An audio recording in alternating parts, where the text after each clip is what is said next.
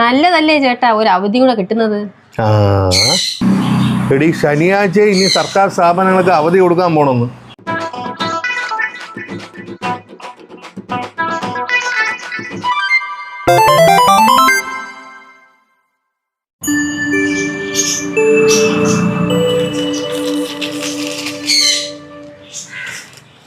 എന്റെ പൊന്നേ.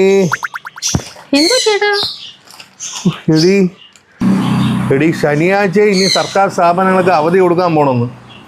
എന്റെ പൊന്നേ, അങ്ങനെ വല്ലതും വന്ന നല്ലതല്ലേ ചേട്ടാ ഒരു അവധി കൂടെ കിട്ടുന്നത്. ആ അത് നിനക്ക് പറയാം, വരുമാനം കുറവും ചെലവ് കൂടുതലുമാണ്. അതെങ്ങനെ ചെലവ് കൂടുന്നത്?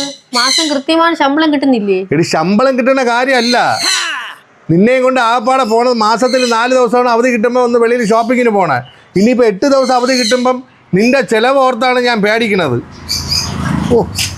ഓ അത് ശരി, അപ്പൊ എന്റെ ചെലവ് ഓർത്താണ് ചേട്ടൻ ഞെട്ടിയത്. എങ്ങനെ ഉണ്ട് അവധി?